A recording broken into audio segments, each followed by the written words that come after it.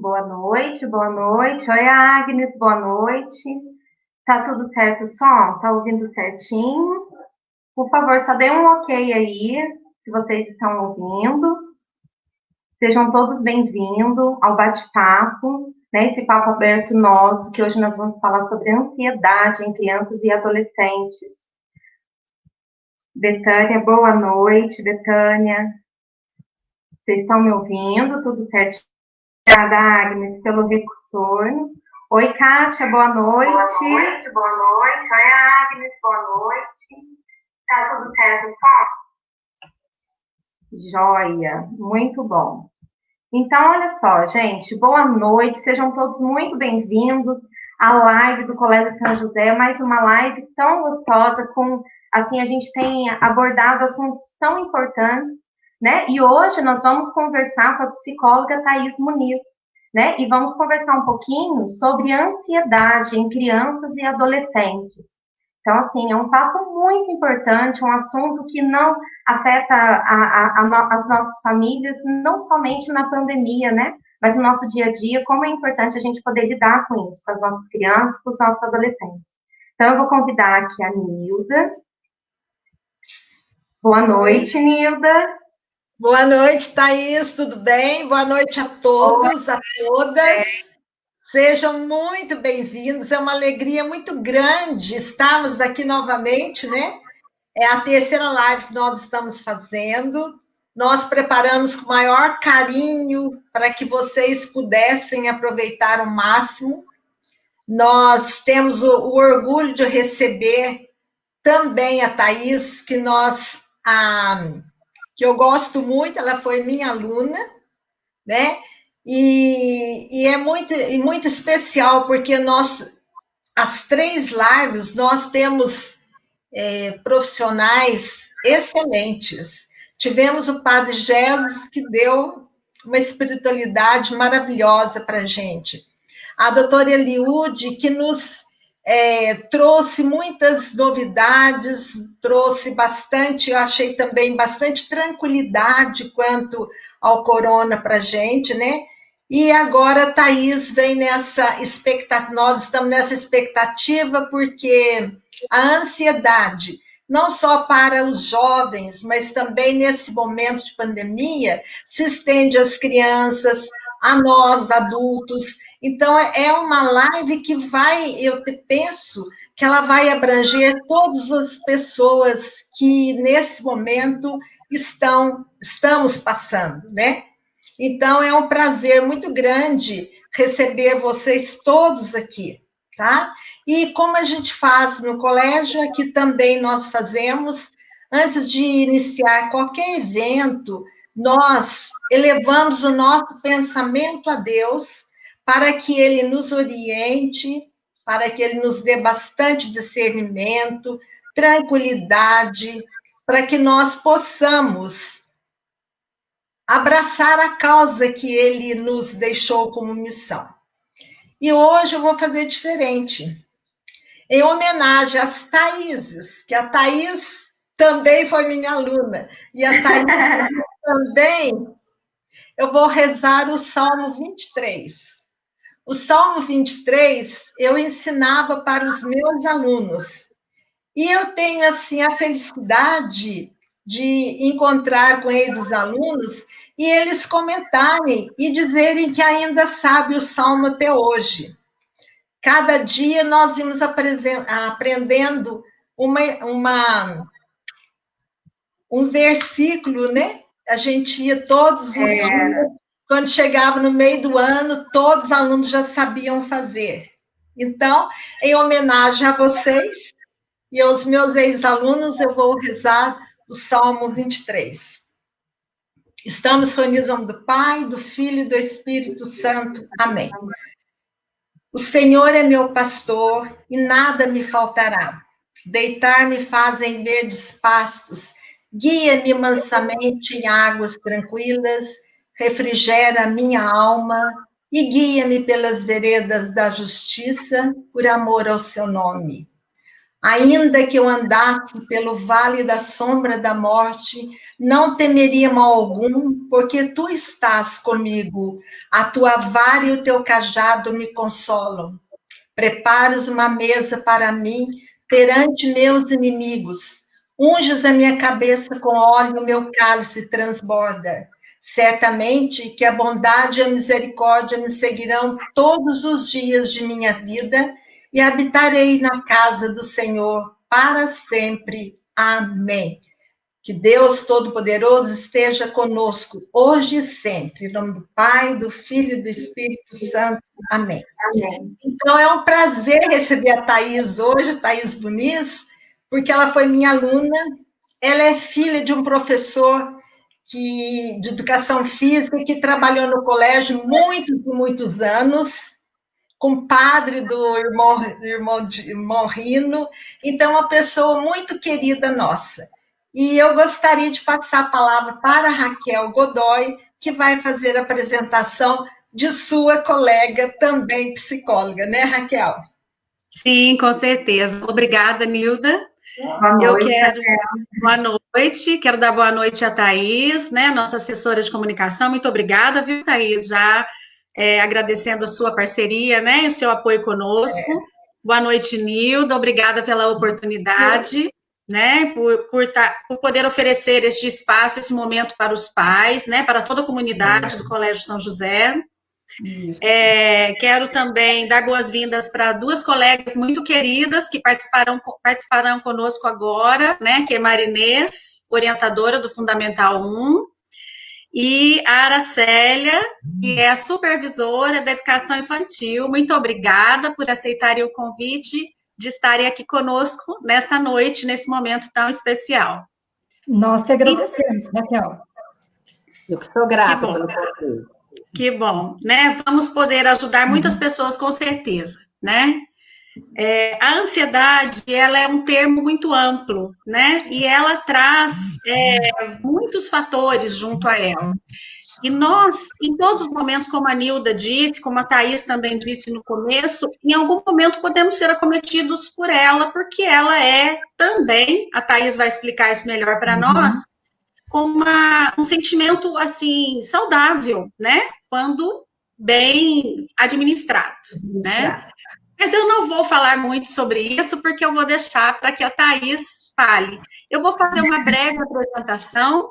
Ela é uma colega de trabalho muito querida, né? Uma psicóloga também. Thaís Muniz Ferreira de Godoy. Ela é graduada em psicologia, pós-graduada em psicopedagogia institucional. Ela possui uma especialização em neuropsicologia clínica, né, com um título concedido pelo Conselho Federal, né, de Psicologia. Ela tem formação em terapia cognitivo-comportamental, atua na clínica há mais de 15 anos, atende crianças a partir dos 10 anos, adolescentes e adultos, com psicoterapia, avaliação psicológica, avaliação neuropsicológica, orientação à paz e orientação vocacional. Eu acho que eu escolhi bem, né? Eu tenho muito orgulho de poder já ter trabalhado com ela lá no colégio, né? De já ter acompanhado alguns casos com ela. Thaís, seja muito bem-vinda, tá? Eu tenho certeza que você vai contribuir muito conosco hoje. Obrigada pelo seu sim. Eu agradeço muito o convite, estou muito feliz com a oportunidade de estar participando dessa live com vocês, principalmente com o Colégio São José, que eu vivi lá dentro, né, da infância à juventude. E hoje, trabalhando junto com a Raquel em vários casos que a gente acompanha junto, então, estou muito feliz de ter aceitado esse convite e espero contribuir hoje com essa live. Vamos começar? Vamos lá. Compartilhar a minha tela com vocês, tá joia? Enquanto isso, só vou dar uma palavrinha, fiquem à vontade. Você que está assistindo a nossa live, de deixar sua pergunta, né? Escreva sua pergunta ou seu comentário aí para a gente. E depois da apresentação da psicóloga Thaís, nós vamos bater um papo, né? Tirar algumas dúvidas. Vamos lá? Vamos lá. Então, começando, hoje nós vamos conversar, então, sobre ansiedade em crianças e adolescentes. Vamos falar um pouquinho da ansiedade. O que é isso, né? Todo mundo fala o tempo todo, tem gente que tem o hábito de falar, nossa, eu sou tão ansiosa, nossa, eu estou muito ansioso, meu filho é ansioso demais. Então, vamos entender um pouquinho o que é essa ansiedade. Antes dela ser a nossa maior inimiga, a ansiedade é um mecanismo de sobrevivência e adaptação do nosso organismo. É ela quem nos ajuda a se preparar para lidar com desafios e adversidades. Diante de uma situação ameaçadora, a ansiedade prepara o nosso corpo para lutar ou correr. Ela faz parte dos mecanismos fisiológicos de resposta do ser humano ao estresse e caminha junto com o medo. Então, vamos pensar um pouquinho sobre a ansiedade. Vamos imaginar uma situação. Estou caminhando na rua e aí, de repente, um cachorro bravo aparece. O que acontece com o meu corpo? Ele reage a esse momento. E aí eu começo a suar frio, e aí eu vou correr, ou eu vou ficar paralisada. Isso é um mecanismo de sobrevivência, realmente, de vou enfrentar esse cachorro ou vou dar no pé.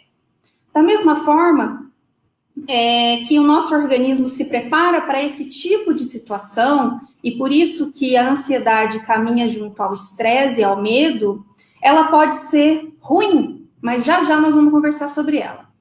Quando que a ansiedade é boa? Fora nesse momento de tentar fugir, de sobreviver, de evitar um risco. Por exemplo, hoje, quando eu aceitei o convite de participar desta live, gera uma ansiedade, ainda mais num momento novo, de fazer tudo via online, né? É uma novidade que estamos aprendendo a vivenciar hoje. Antigamente eram palestras com um público enorme, conversando, interagindo. Isso gera uma ansiedade, mas é uma ansiedade de movimento, ela me movimenta para fazer algo. Outra ansiedade positiva.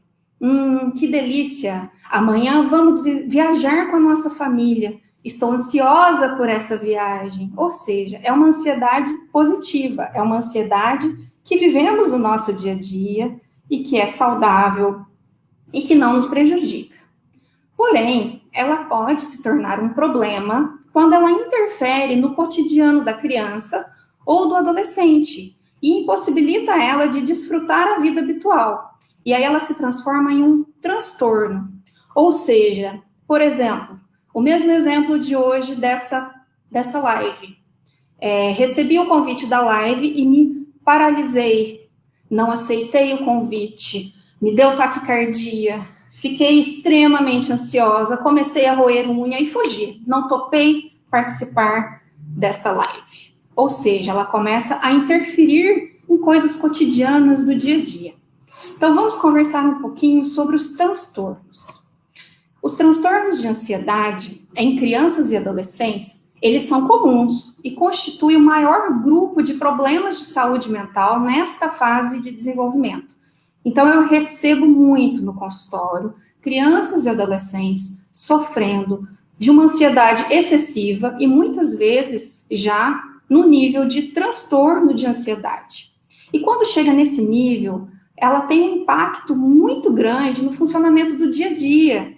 E aí gera consequências no desenvolvimento dessa criança, desse adolescente, interfere na aprendizagem dele, atrapalha o relacionamento familiar, ele começa a evitar de ter uma vida social. Então, se a gente não cuida, se a gente ignora todas essas situações, elas podem persistir para a vida adulta dessa criança ou desse adolescente e aumentar a probabilidade, inclusive, dele desenvolver outros tipos de transtorno. E muitas vezes esses transtornos de ansiedade caminham junto com a depressão. E quais são as causas, né? O que a gente sabe das causas dos transtornos de ansiedade? As causas exatas ainda não são totalmente conhecidas. Porém, existem alguns fatores de riscos. Por exemplo, questões genéticas. Ela pode aparecer em crianças ou adolescentes que possuem familiares com esse problema. Então, um familiar que já trata de um transtorno de ansiedade, ou que às vezes tem o transtorno, mas não cuida, essa criança tem grandes chances de estar trazendo geneticamente esse risco de desenvolver o transtorno de ansiedade. Questões comportamentais. Crianças ou adolescentes que são muito tímidos, muito inseguros, com aquele comportamento pessimista de que nada dá certo, o trem não vai bem, ou que naturalmente são ansiosos, porque tem crianças e adolescentes que naturalmente são um pouquinho mais ansiosos. Eles têm maior probabilidade de vir a desenvolver um transtorno de ansiedade. E questões externas também. Vivência de eventos traumáticos, violência, ou mesmo um acúmulo de estresse familiar ou ambiental.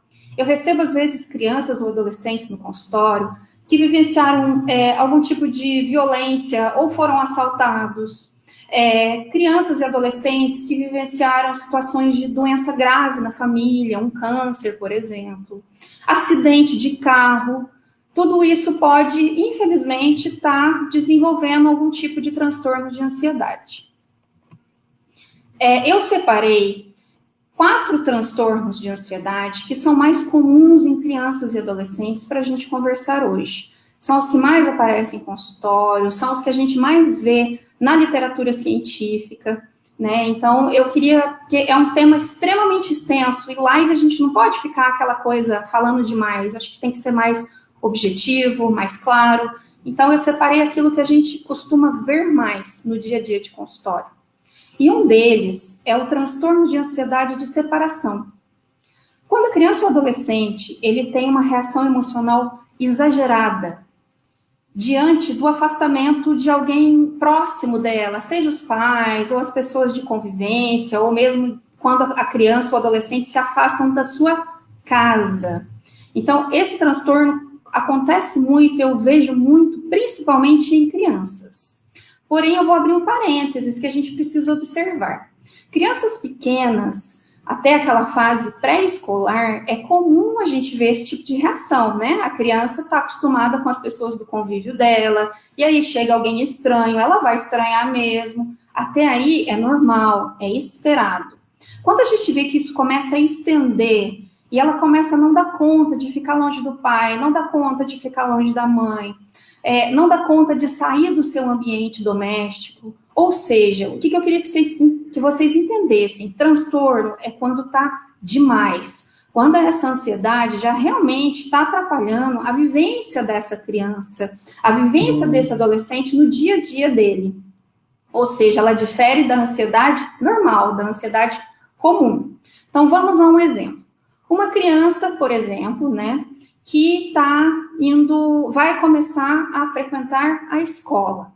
Nos primeiros dias, é altamente normal que ela estranhe esse ambiente novo que ela vai estudar. É natural que ela estranhe os professores. Porém, vai passando o tempo, todos os outros coleguinhas já se adaptaram e essa criança permanece chorando muito. Tem umas que rói até a uninha, e começam a ter várias crises de choro, pedem pelos pais, ou se apegam muito a uma determinada professora, e quando aquela professora sai da sala também, essa criança fica num sofrimento absurdo, ou seja, já é um caso para a gente olhar com carinho para essa criança. Outros casos, por exemplo, que a gente vê também o adolescente, o sair do ambiente de casa, né? O ambiente de casa é um ambiente seguro, e o medo, a preocupação é tão intensa de sair desse ambiente seguro, que só de cogitar essa hipótese de sair, ele já sai do seu comportamento normal e já começa a ter sensações desagradáveis, começa a suar, começa a existir um sofrimento, e aí não separa, não sai de casa. Outra situação que a gente observa muito, crianças que mesmo dentro de casa, os pais estão às vezes... O pai está na cozinha e a criança não consegue ficar sozinha na sala. Ela precisa o tempo todo estar junto de um adulto. Eu percebo muito isso em crianças adotivas, por exemplo, que houve um rompimento de vínculo, né? E que entraram em uma nova família, que é a sua família adotiva, e traz um pouco essa carga. Então, ele não consegue ficar sozinho. Então, ele sofre muito, ele tem uma reação emocional exagerada diante deste afastamento. Outro muito comum, que eu recebo muito no consultório, é o famoso TAG, transtorno de ansiedade generalizada. Pensa naquela ansiedade em excesso, mas no geral, para tudo.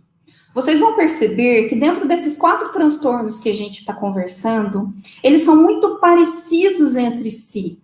Então, não se prendam a diagnóstico, a tipo, vou observar meu filho e acho que meu filho está com transtorno de ansiedade de separação.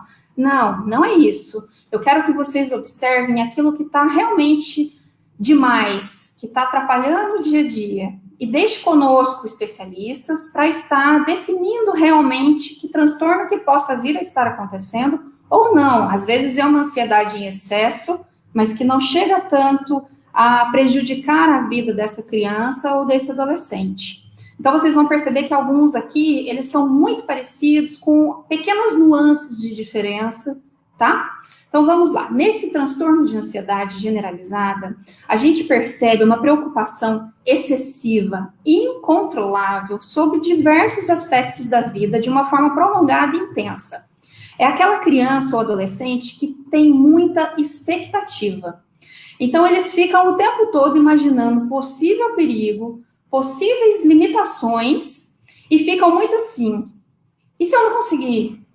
E se acontecer isso? E se acontecer aquilo? Sabe, eles são muito inseguros, extremamente ansiosos. E aí, ao mesmo tempo que eles questionam, eles desacreditam. Então, nossa, e se acontecer, se eu atravessar a rua e o carro vai passar? Ah, não tem perigo. Ah, não, tem sim.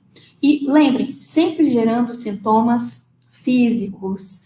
É como se a pessoa sentisse um medo, essa criança ou esse adolescente, é um medo constante. É aquela sensação que eu contei para vocês de quando a gente entra em contato com um cachorro, por exemplo, e que o nosso corpo reage a, deixa eu correr desse cachorro, eu vou enfrentar, e que aí dá uma batedeira, e que dá um tremor, um suor, o estômago dá uma embrulhada.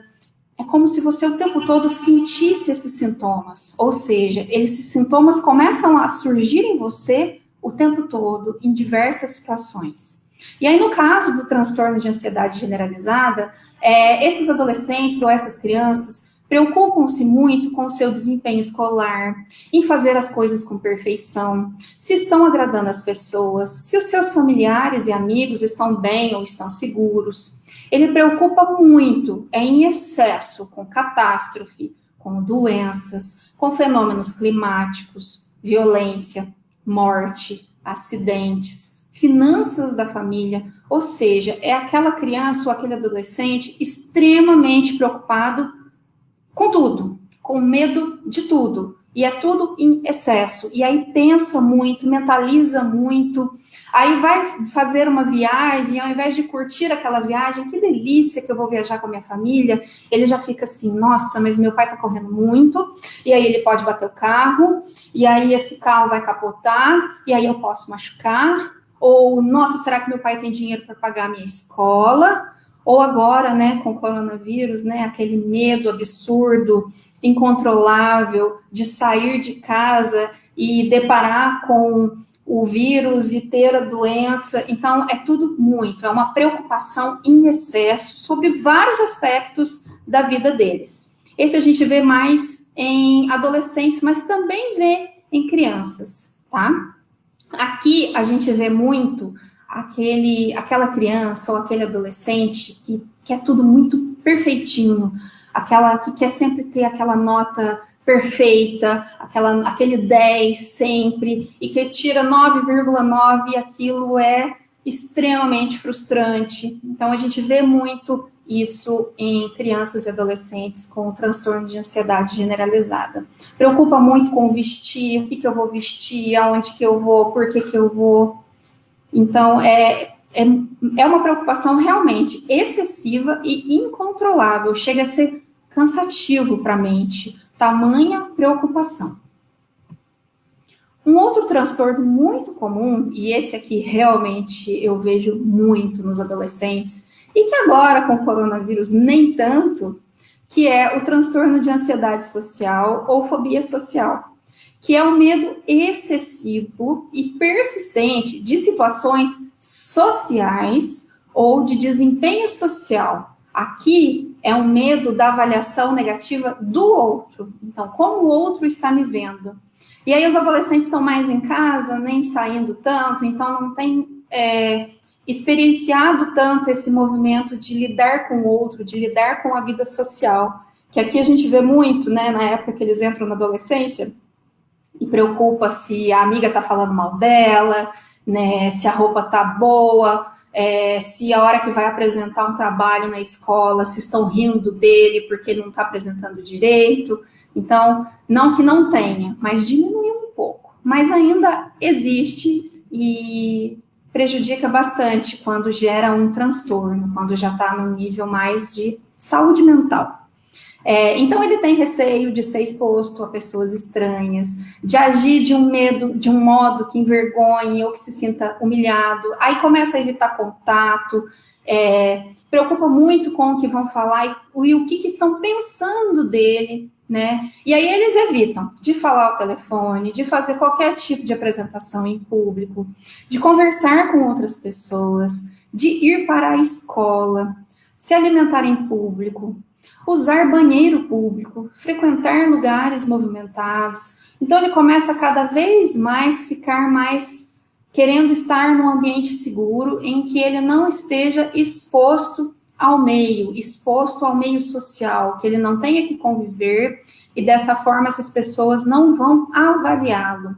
É aquela criança ou aquele adolescente que tem que fazer um trabalho de apresentação e não dá conta, trava, dá diarreia, dá ânsia de vômito, e muitas vezes deixam de fazer a atividade porque realmente não dá conta. É um sofrimento muito grande. Realmente, eu queria que vocês entendessem que quando uma criança ou um adolescente já chegou nesse nível de transtorno, o nível de sofrimento é muito grande. E o quarto seria o transtorno do pânico. Esse eu acho que é o mais comum, o que as pessoas mais conhecem, mais falam, né? Então, no transtorno do pânico, a criança ou adolescente tem crises de pânico inesperados. Do nada, desencadeiam essas crises, e aí ele tem um medo muito grande de que algo ruim possa vir a acontecer. E, geralmente, nessas crises, elas vêm acompanhadas de sintomas físicos. O coração dispara, tremor, náusea, tontura, dor de estômago, começa a suar muito, falta de ar, dificuldade de respirar. Então, assim, qual que é a diferença, né, de uma ansiedade comum para esse transtorno? É como se o nosso cérebro achasse que o tempo todo a gente está em perigo. Então, o tempo todo ele fica mandando sinais. Corre, foge, porque o bicho está feio e vai desandar. E aí é onde entra a crise de pânico, que é aquele medo, que é aquela coisa estranha. E aí eles começam a ter medo de desmaiar, medo de morrer, inclusive, né? E aí, diante disso, depois que teve a primeira crise, uma segunda crise, aí começa a ter medo que o ataque de pânico volte novamente, porque é muito desagradável os sintomas que eles vêm a sentir. Então, o tempo todo fica alerta, vigiando, evitando de ir em lugares, evitando de ter contato com outras pessoas, de medo, muito medo, que essa crise de pânico, né, seja desencadeada e tenha todos esses ataques novamente. Adultos, geralmente, chegam no consultório, né, um parênteses aqui, depois de ter crises e achar que estavam infartando. E, na realidade, vão para o pronto-socorro e o médico encaminha para o psicólogo. Então, é algo que a gente precisa estar cuidando desde a infância, da adolescência, para não chegar nesse nível tão alto de chegar a ponto de achar que está infartando. Porém, os sintomas físicos e emocionais, tanto na criança quanto no adolescente, são muito intensos. É um desespero, é um medo de perder o controle realmente, tamanha taquicardia, tamanhos sintomas físicos realmente. Aí eu fiz um pacotão de sintomas para vocês. Então, nós vamos conversar sobre os sintomas dos transtornos ansiosos de uma maneira geral, tá? Então, esses sintomas, eles podem estar presentes nos transtornos de ansiedade. E o que eu peço para vocês? Que quando observarem vários sintomas durante várias semanas, com uma interferência no cotidiano, no dia a dia dessa criança ou desse adolescente, isso pode ser um sinal de alerta e merece ser avaliado por um especialista. O que a gente percebe quando a criança ou adolescente está sofrendo de transtorno de ansiedade, no aspecto de sintomas emocionais? Tristeza, medo, preocupação excessiva, culpa. Eles têm muito sentimento de culpa, porque tem todas essas sensações, não consegue se controlar, e as pessoas não entendem, porque é algo que só está na cabeça dele. E muitas vezes a gente fala, menino, isso não é nada. Nós temos essa mania de diminuir o sofrimento do outro, principalmente porque não é visível, não é palpável. É diferente eu cair, fazer um machucado enorme no braço ou na perna, e tá todo mundo vendo aquele machucado está sangrando, está doendo, ou seja, é palpável. Agora, qualquer transtorno ou qualquer outra situação de afetar a nossa saúde emocional é algo só nós, ou seja, só a criança ou só o adolescente que está sentindo isso. E muitas vezes ele relata, ele demonstra, mas a gente acaba às vezes diminuindo, achando que não é tanto, achando que é frescura. Então gera muito sentimento de culpa, eles se sentem culpados, eles sentem que não tem valor, ficam desesperançosos, começa a ter alterações repentinas de humor, confusão mental. E já os sintomas físicos que a gente começa a perceber nessas crianças e nesses adolescentes quando estão sofrendo, né, com os transtornos ansiosos, dificuldade para dormir, um sono muito agitado, uma criança ou um adolescente lento nos movimentos, mais paradão ou muito agitado, as mãos e os pés frios ou suando. As crianças relatam borboletas no estômago, né, aquele incômodo o tempo todo, náusea, alterações gastrointestinais. A gente vê muito aqui criança quando está sofrendo de ansiedade de separação e não se adapta à escola e não quer ir para a escola de jeito nenhum, e aí começa a ter diarreia antes da aula, começa a apresentar vômito, né? Já são sinais que a gente, opa, peraí, tem algo que não tá legal. Rubor facial, arrepios, músculo tenso, dor no corpo, boca seca, alterações na forma de respirar. Aqui os pacientes ficam muito bravos comigo, alguns, porque as pessoas que sofrem, né, as crianças, os adolescentes que estão sofrendo de transtorno ansioso, uma das nossas intervenções em consultório é trabalhar a respiração. Comecem a perceber, a observar. A pessoa, quando está extremamente ansiosa, ela fica tensa. Às vezes até os dentinhos ficam até travados, ela não respira direito, ou respira demais, né? Numa crise de pânico, às vezes, tá assim, né? Então, isso não oxigena adequadamente o cérebro não recebe um oxigênio, e aí, quando a gente não respira adequadamente, o nosso corpo não entende que, opa, cara, peraí, cabeça, eu não estou em perigo, não preciso ficar com esse monte de sintoma, porque não é um cachorro que vai me pegar, é algo só do corpo. Então, a respiração adequada, os exercícios de respiração são excelentes para tirar as pessoas, né, a criança ou adolescente, de uma crise de pânico, de uma crise ansiosa, por conta desses sinais que a gente consegue avisar para o cérebro, calma, não estamos em perigo, porque é como se a gente tivesse o tempo todo em perigo quando estamos sofrendo, né, de algum transtorno ansioso. E tonturas também. E já os sintomas comportamentais que a gente observa. Crise de choro, eles começam a se isolar, a ficar fechado em casa, evita fazer novas atividades. As crianças costumam ter ataques de raiva sem um significado, sem um motivo. Começa a deixar de fazer atividades que antes davam prazer. Começa a ficar com dificuldade para lidar com tarefas básicas do dia a dia. Diminui a capacidade de atenção, de concentração, memória, tomada de decisão. Começa a arrumar os objetos por cor e por tamanho. Começa a lavar muito a mão, a tomar muito banho. Fica contando os passos quando anda. Começa a pisar só nas pedras pretas da calçada ou só as brancas. e os sintomas mentais, né, que são os pensamentos que ficam o tempo todo invadindo a cabecinha deles. Uma autocrítica frequente, um pensamento de que ninguém pode ajudar, um pessimismo absurdo, perda de confiança, uma autoimagem extremamente negativa. Começa a pensar de que, nossa, eu sou estranho demais, só eu sou assim, não é possível. Pensamento de que algo muito mal pode acontecer. Pensamento de que, meu Deus, estou ficando doido, não é possível, isso só está passando na minha cabeça. Pensamentos de ausência de controle, né? Geralmente nas crises de pânico, eles realmente pensam, meu Deus, eu não tenho controle sobre mim, eu estou perdendo o controle. E os pensamentos de perfeição, né? Que é aquelas crianças e aqueles adolescentes que a gente já conversou, de querer tudo muito perfeito, muito organizado, notas perfeitas. Isso também é um sinal de alerta. Então, lembrem-se, estamos falando do excesso, né, de algo que está prejudicando o dia a dia desta criança ou deste adolescente. E como que a gente pode ajudar uma criança ou um adolescente que está com essa ansiedade em excesso?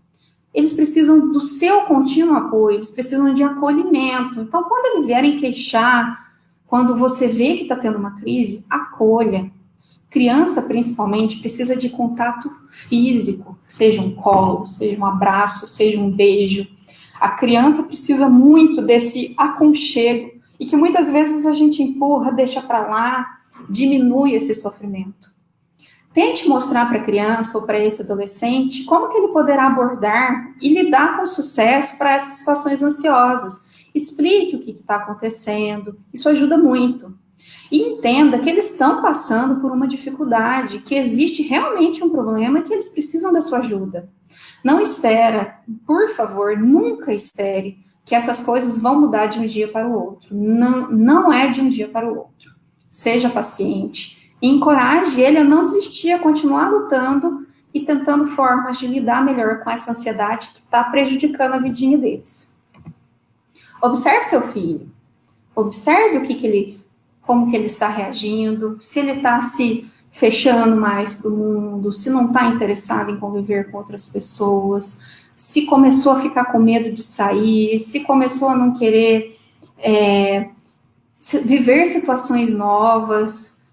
Fique atento e reforce aquilo de positivo que ele consegue fazer e alcançar, porque muitas vezes a gente critica e esquece de olhar aquilo de positivo que ele está conseguindo fazer no dia a dia, que ele está conseguindo ganhar dia após dia. Recompense, elogie os esforços dele. Lembre-se de valorizar a sua criança ou adolescente ao tentar ultrapassar as suas dificuldades. Converse com ele sobre o assunto. Quando vocês conversam sobre o que está preocupando, sobre o que está gerando tudo isso, ele se sente apoiado.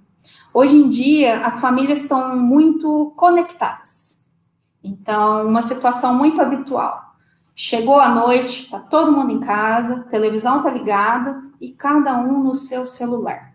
Não conversam mais, não relatam sobre como estão se sentindo, não perguntam para a criança ou para o adolescente como foi sua aula hoje, tem alguma matéria que você está com dificuldade, que livro que você está lendo, vamos conversar um pouco, vamos fazer algo juntos.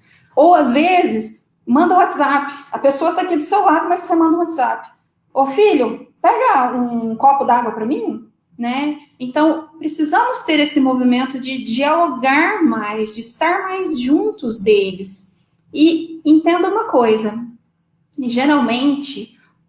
geralmente não, na maioria das vezes, os nossos filhos, eles aprendem muito mais com os nossos exemplos, vendo o nosso dia a dia, vendo como que a gente reage nesse dia a dia.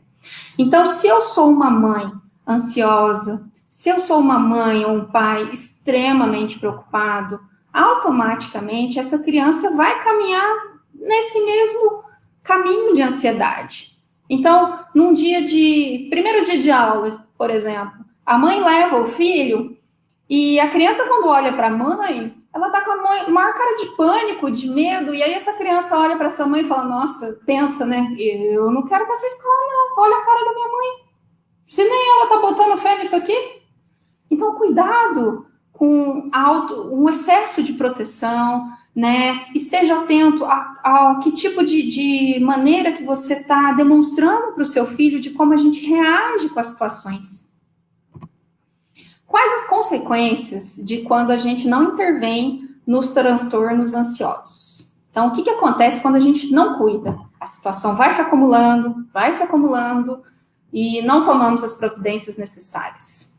Então, começa a existir isolamento, a criança ou adolescente começa a desenvolver baixa autoestima, pode vir a desenvolver depressão, fobia escolar, não querer ir mais para a escola, evitação de situações novas, começar a deixar de concluir tarefas importantes, não quer mais ir para lugar nenhum, né? Inadequação social, não interage com mais ninguém e começa a apresentar dificuldade de aprendizagem também.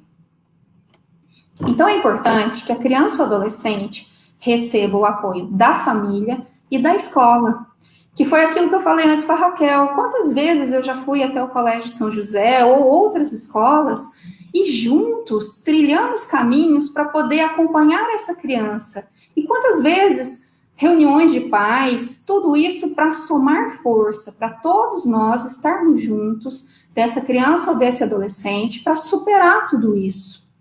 E entendam, casos mais graves, é imprescindível que essa criança ou adolescente seja acompanhado por um psiquiatra também. E muitas vezes, nesses casos mais graves, pode ser necessária a indicação de remédio, de medicação. E, geralmente, nós psicólogos atuamos junto com o psiquiatra, somamos força também. Então, é a escola, é a família, é o médico, é o psicólogo, é todo mundo dando o braço ali, juntando, somando, para poder melhorar essa situação, tirar essa criança e esse adolescente dessa situação de sofrimento.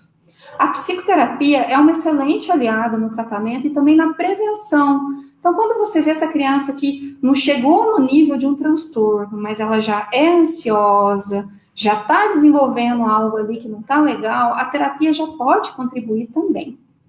E na terapia, nós fazemos muito a psicoeducação com os pais, que são as orientações que nós passamos para eles para estarem lidando com essa situação em casa, porque é um sofrimento grande para essa criança e para esse adolescente, mas para os pais também que estão assistindo o seu filho sofrer de algo e eles não conseguirem lidar, não conseguirem ajudar de alguma forma.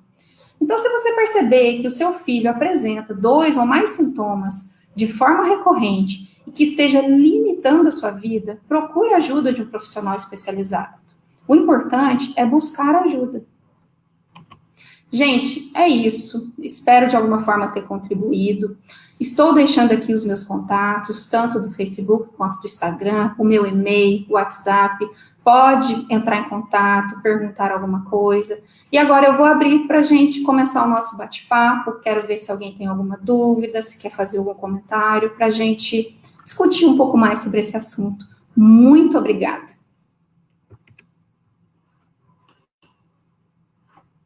Tão importante, quanta coisa, quanta informação valiosa você nos passou, tá? De uma forma extremamente didática, tranquila. Nossa, é muito gostoso ouvir você falar, viu? Muito bom, eu tenho certeza que muitas pessoas estão gostando muito.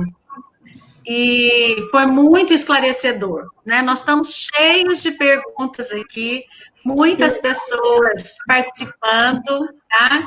E a gente queria já de antemão agradecer a todos os pais, né? E todas as pessoas que estão acompanhando conosco a live e estão disponibilizando as suas perguntas aqui, tá?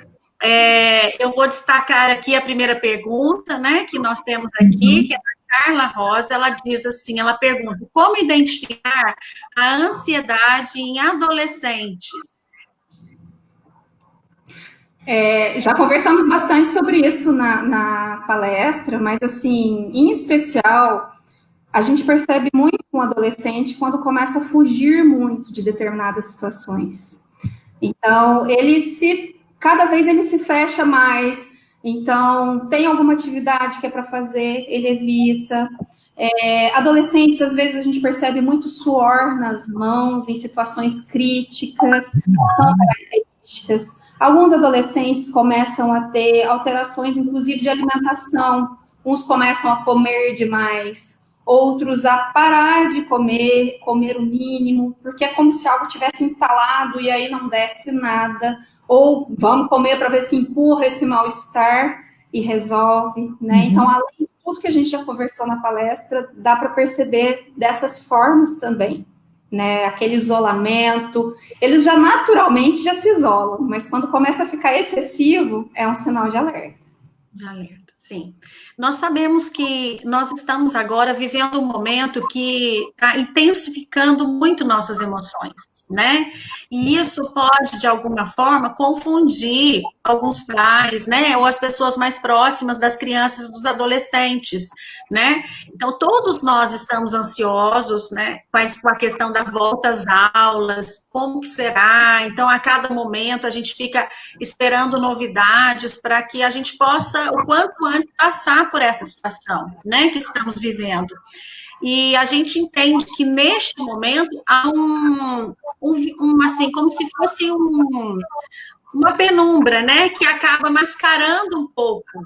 Por isso, a importância das suas informações, porque, às vezes, a gente fica achando que o adolescente está ansioso por causa da pandemia, que a criança está ansiosa por causa da pandemia, mas, na verdade, muitas vezes a criança já vinha manifestando alguns comportamentos que a gente já estava observando, né? Então, acho que é muito importante os pais terem esse olhar. Por isso que você falou, e eu achei muito importante, a questão da observação, né, dos pais, da gente trocar, perguntar, né, conversar, o diálogo, né, né, um momento muito importante de colher informações com o seu jovem, né, com o seu filho, com o seu aluno.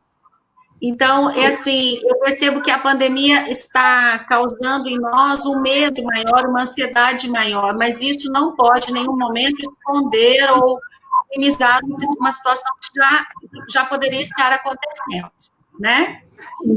Uma sugestão que eu faço muito com os meus pacientes e tem ajudado, para proporcionar um pouco mais de diálogo, é desenvolver a caixinha do celular. O que é isso? Estabelecer um horário que esteja todo mundo em casa e todos depositarem esse celular nessa caixinha para ter um momento de integração, aquele momento que eu posso conversar com o meu filho e realmente escutá-lo. Porque muitas vezes o filho vem contar algo que ele está sentindo ou que aconteceu e você está lá com o celular, mas nem ouviu.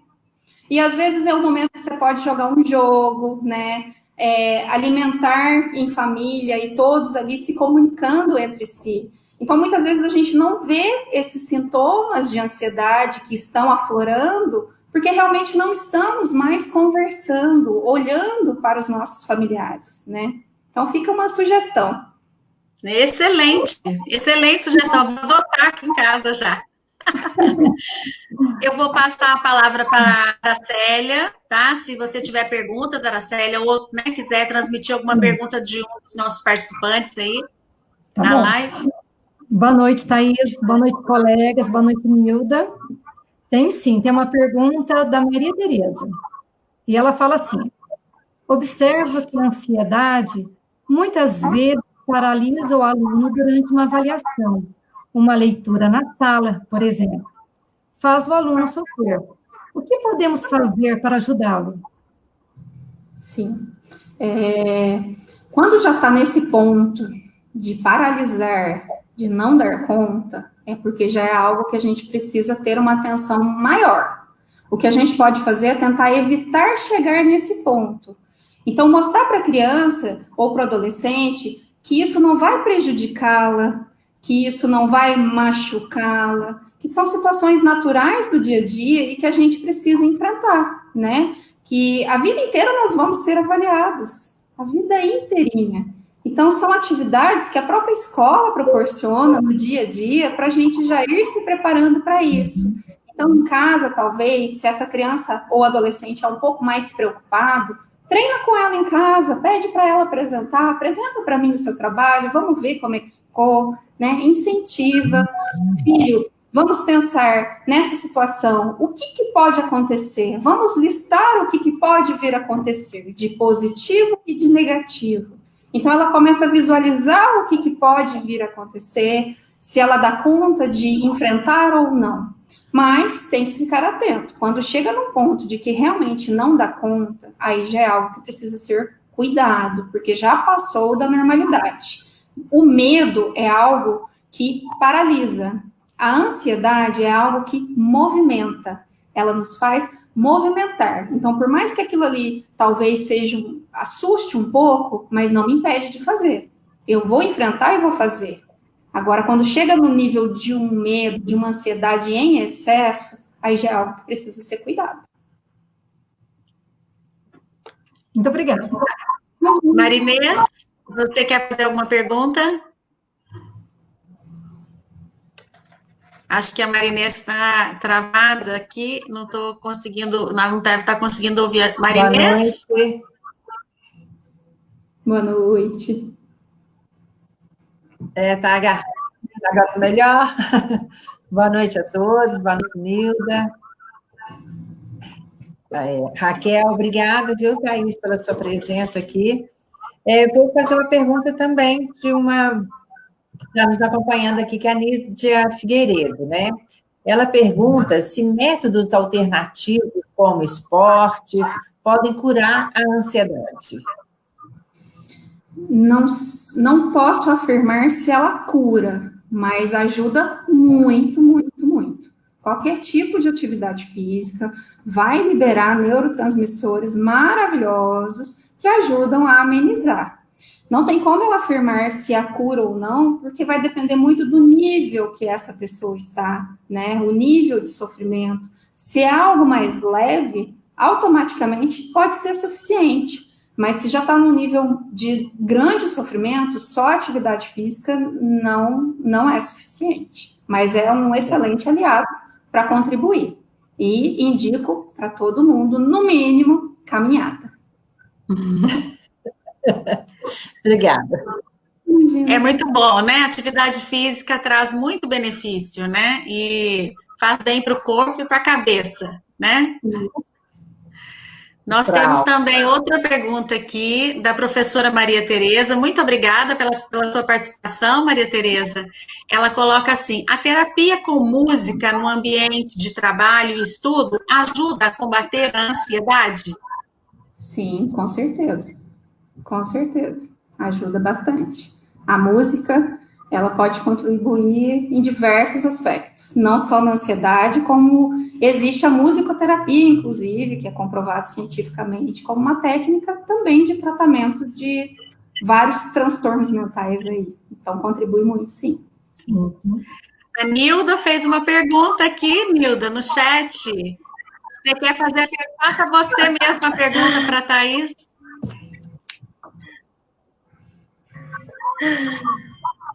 A criança que é tímida, Thaís, ela sofre muito. E o que a gente poderia fazer para amenizar esse sofrimento? Criança tímida realmente sofre absurdamente, que a gente já pode estar entrando aí nessa fobia social, né? Dessa avaliação negativa do outro, né? Então, a gente precisa também respeitar o limite desta criança, porque muitas vezes nós pressionamos muito ela para sair desse movimento. Então, sempre respeitando, mas ao mesmo tempo oferecendo apoio, né? Vamos juntos, vamos tentar, né? Às vezes, em sala de aula, conversar com os colegas, às vezes tem algum coleguinha que é um pouquinho mais expansivo, de estar somando força, de estar equilibrando, e observar para quando isso estiver em excesso, é algo que tem que ser olhado com carinho também. Tá bom, obrigada. Imagina. Thaís, nós temos muitas perguntas. Vamos lá, nós vamos dar conta delas todas, se Deus quiser. Nós temos a participação de uma mãe, né? Ela pergunta sobre a filha. Então, ela diz assim: minha filha se cobra muito quando não consegue o valor em uma prova ou quando erra algo que não sabia.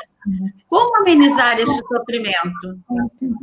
A primeira coisa que a gente precisa se preocupar também como pais é o que a gente está passando para esses filhos, né? Então, antes de eu responder, fazer um parênteses aqui. Eu tenho recebido muitos adolescentes que estão em fase pré-vestibular e que vieram numa educação de que eles têm que passar na melhor faculdade, tem que tirar a melhor nota. Então, assim, até que ponto em casa não vem vindo esse nível de exigência que às vezes é difícil de atingir, seja porque esse adolescente talvez tenha um pouco de dificuldade, ou porque ele está extremamente ansioso com essa exigência e aí não dá conta.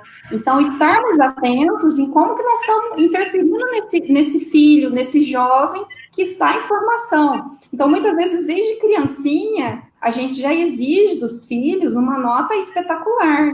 Eu tenho pacientes aqui que chegam em casa e, olha, mãe, tirei 9. E aí, todo feliz que tirou 9, isso na infância, e os pais assim, não, eu quero um 10. Então, sem querer, já vão sendo colocadas situações de pressão. Porém, temos o outro lado, os pais que não pressionam, porém, esse jovem ou essa criança tem uma autoexigência muito grande de perfeição, de querer sempre estar lá em cima, sempre ter uma nota perfeita, sempre estar em evidência. Esses é muito importante a gente estar conversando, explicando que nem sempre somos os melhores, nem sempre estamos no topo, que somos passíveis de falhar, de errar, né? Todo mundo, o tempo todo em nossa vida, estamos sendo avaliados e nem sempre estamos indo no auge.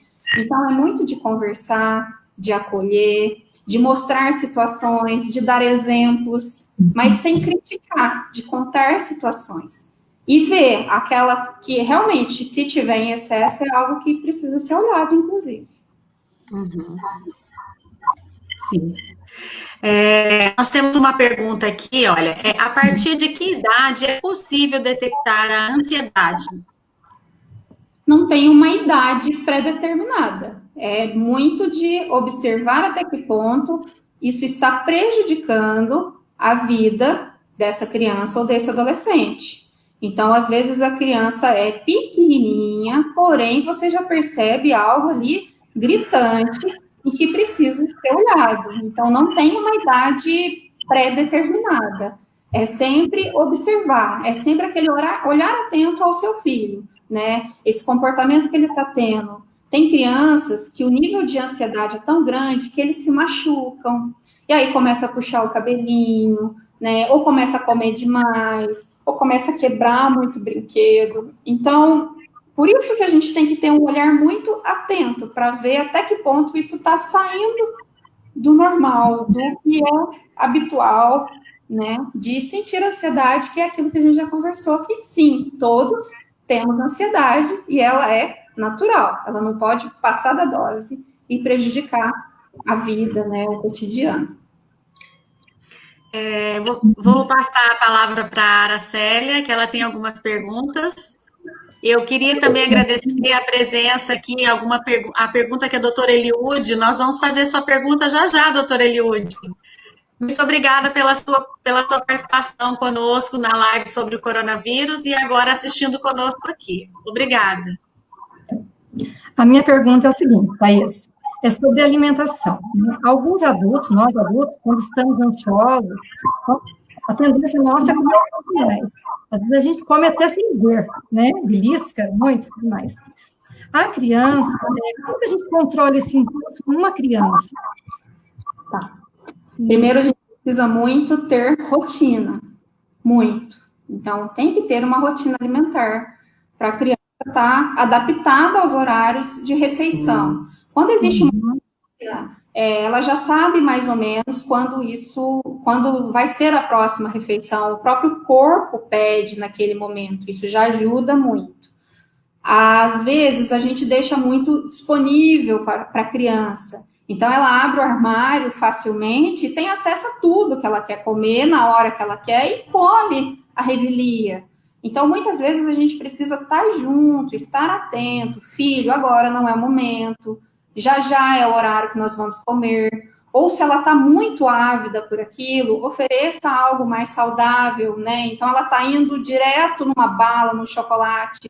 Filho, daqui 1, 2 horas nós vamos ter a nossa refeição, vamos experimentar agora uma fruta, né?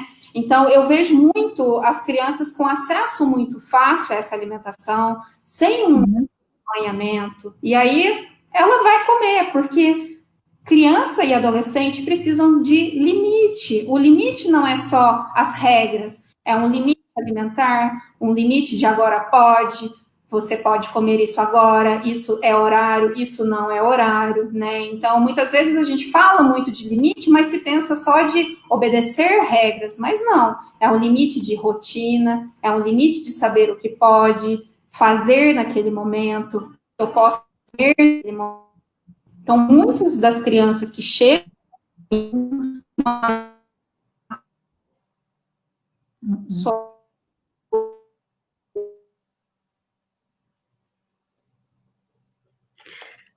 Nós estamos com um probleminha de conexão, a Thaís já vai voltar, tá? Eu quero agradecer muito, tá todas as perguntas. Isso, tá voltando, Thaís, pode continuar.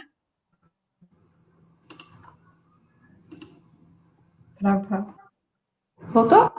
Voltou.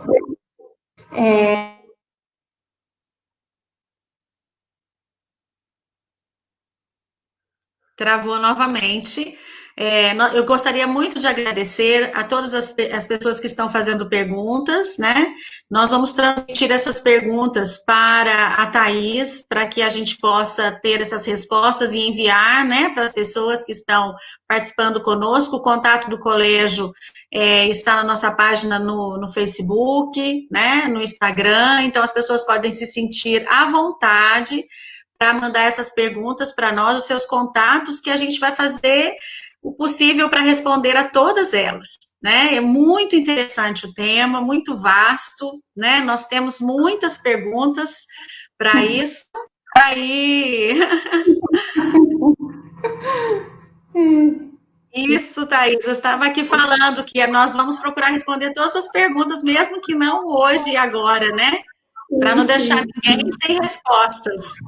Sim, só para fechar, então, entramos aí também numa seara que são transtornos alimentares, e que aí é um assunto que a gente pode estar num outro momento aprofundando mais sobre isso, que não inclui só a ansiedade, tem muitos componentes aí. Thaís, é só para nós terminarmos duas últimas perguntas, né? A pergunta da doutora Eliúde, ela pergunta assim: que conselho dar quando você percebe que os pais contribuem para a ansiedade, né? Que são pais, às vezes, você já disse, né, muito exigentes, né? Mas eu percebo que tem famílias que a família é muito ansiosa, e aí eles queixam que o filho é ansioso, mas o ambiente proporciona também um nível de ansiedade alto, né? Sim, por isso que é muito importante esse olhar mesmo para o filho e para você no seu dia a dia. Como eu me comporto? Como eu reajo às situações, né? Então, voltando ao exemplo da viagem, eu vou viajar amanhã, eu sou adulta, eu tenho filhos, eu estou feliz porque vou viajar ou eu, adulta, já estou sofrendo, já estou angustiada, já estou preocupada? Automaticamente, esta criança ou esse adolescente está visualizando os pais ansiosos e preocupados e aprendem com todo esse modelo que está sendo passado, né? Então, muitas vezes, o próprio adulto precisa estar atento até que ponto ele não precisa de ajuda, né? De procurar um profissional, de estar em intervenção com o psicólogo. Tem alguns pacientes que até ficam bravos comigo, porque eu começo a atender, às vezes, mais o pai do que o filho, e aí o pai vira e fala: caramba, mas eu estou pagando a terapia para o meu filho e você só me chama. Não é porque realmente eu preciso intervir junto a essa família para automaticamente refletir nessa criança ou nesse adolescente e o ambiente familiar ficar mais leve, né? Então, com certeza. Nós temos uma pergunta aqui, Lúcia, ela coloca assim: meu filho tem 4 anos, passou por muitas mudanças em pouco tempo. Apresenta muita birra, nervosismo. Isso pode ser considerado o início de uma ansiedade? Sim, tem que olhar. Nesse caso, tem que olhar sim. A minha sugestão, você que tem criança, quando vai fazer qualquer tipo de mudança, seja de escola ou seja de endereço, conversar, preparar para essa mudança. Então, vai para uma escola nova, leve ela até essa escola antes de começar as aulas, apresente o espaço, mostre a situação, vai mudar para uma casa nova, prepare essa criança para esse ambiente novo, porque a mudança por si só já gera um estresse. Nós que somos adultos, que temos consciência de tudo isso, sentimos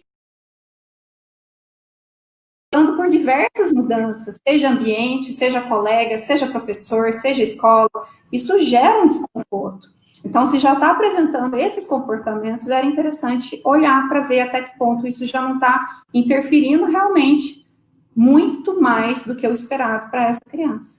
Sim. A Marinês tem uma pergunta. Não estou te ouvindo, Marinês. Nós não estamos te ouvindo, Marinês. Isso. Como ajudar a criança ou adolescente que, quando estão muito ansiosos, comem unhas a ponto de até mesmo de sangrar os dedos, né?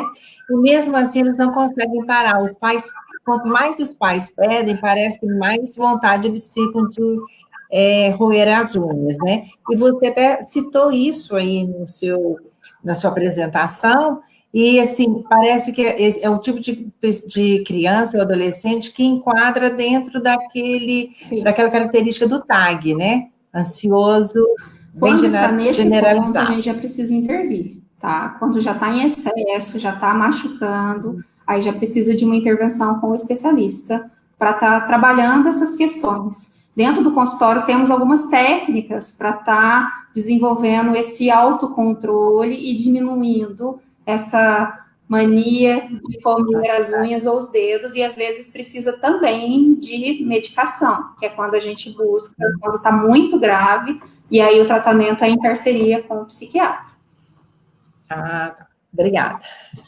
A Aracélia está perguntando aqui sobre o uso de celulares e tablets.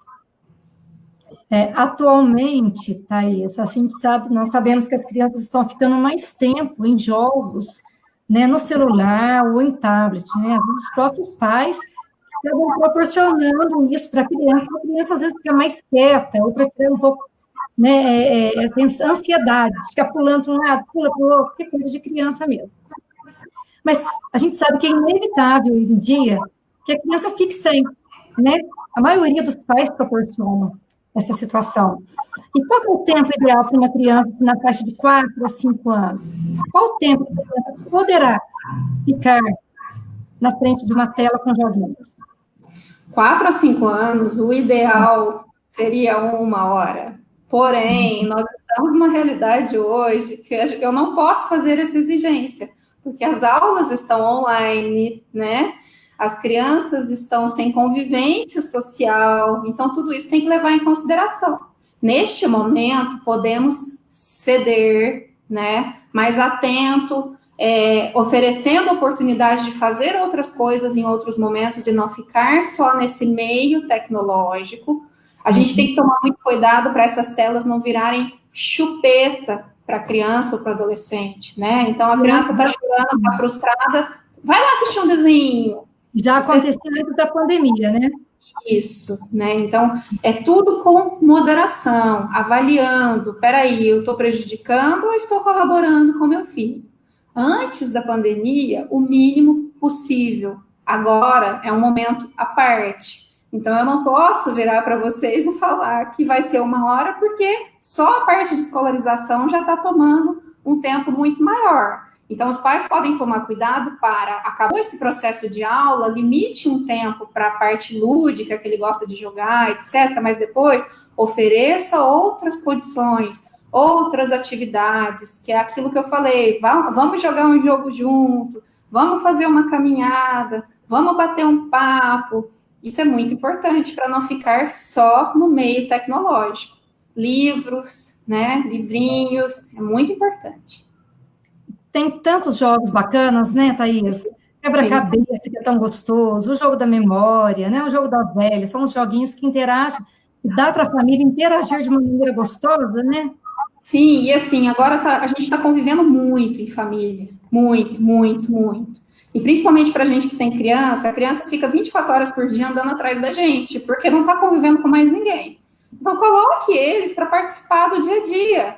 Vai pôr uma roupa no varal, filho, me ajuda com o pregador. vai fazer uma comida, vai lá separar um feijão, filho, vem, me ajuda. Então, são coisas que tiram ele da tela e ele vai estar interagindo com você, vai estar participando do dia a dia. Gostam de ajudar, né? Sim, adoram. Muito. Que Facilita. bom. Então, tá bom. Obrigada. Imagina. Não estou te ouvindo, Raquel.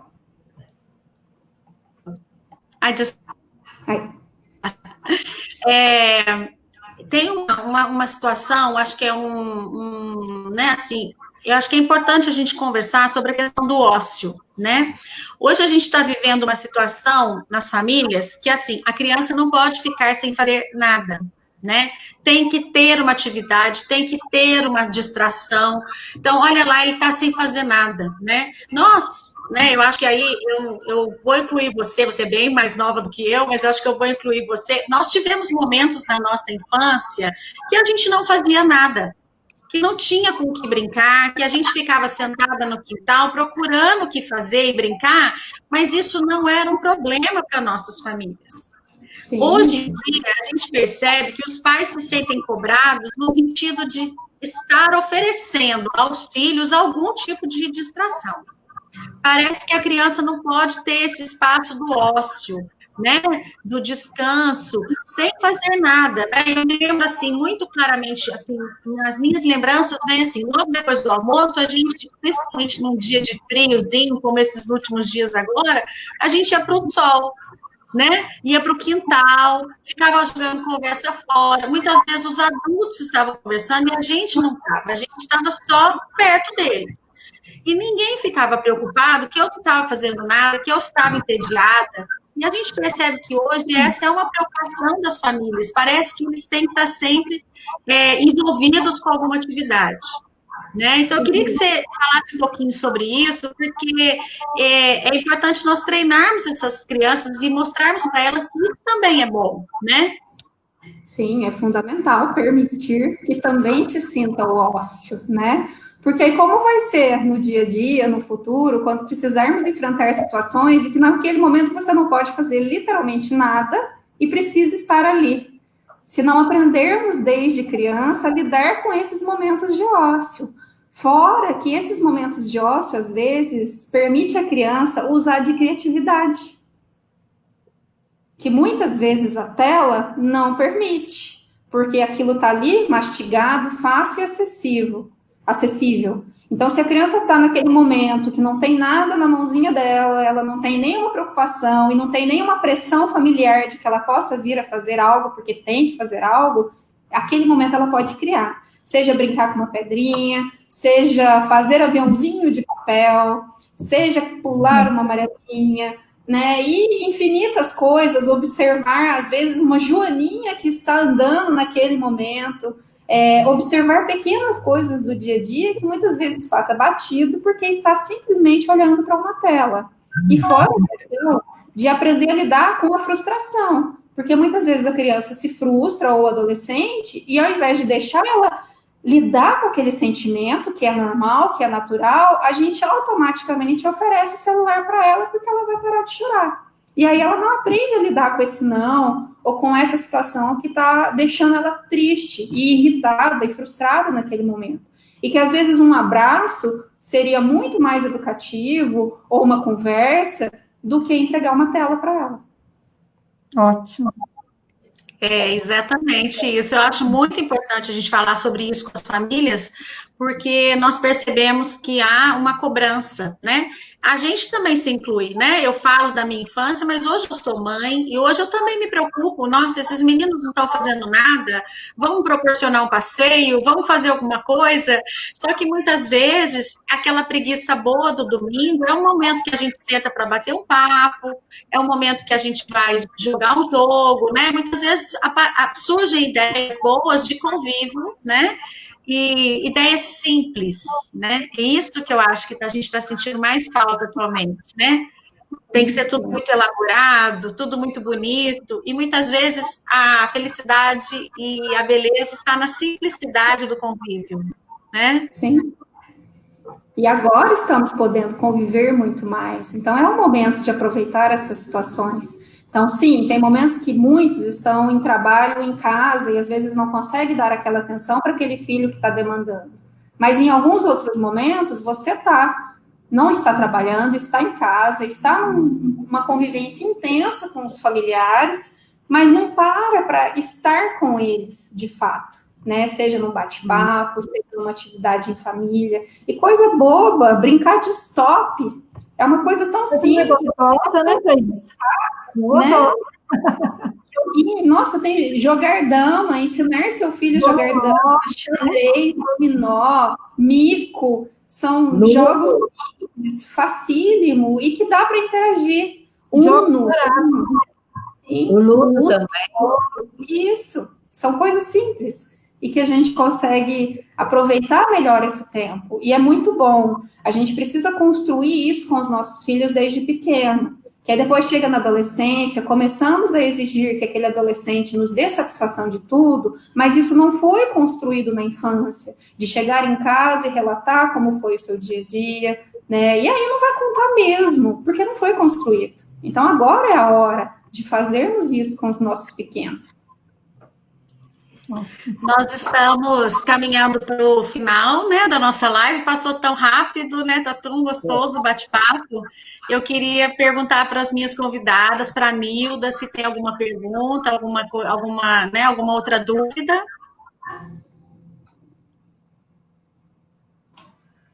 Não? Não tem nenhuma pergunta, só estou muito orgulhosa da minha ex-aluna. Muito obrigada. Olha, show, viu? Parabéns. Fico feliz. Muito, a minha querida professora, né? Eu vivia dentro do São José, gente. Vocês não fazem ideia. Eu ia de manhã, ficava à tarde, à noite ainda tinha o grupo de jovens, né? Estava levar o colchãozinho para o colégio. Então, é muito gratificante para mim estar aqui nesse momento com vocês. É muito bom. Marinês, Araceli, mais alguma pergunta? Não tenho pergunta, só mesmo agradecer a você, Thaís, que foi muito esclarecedora. Acredito sim, que muitos pais puderam, e professores também, enxergar, né, a criança aí em muitos aspectos que você nos apresentou. Então, assim...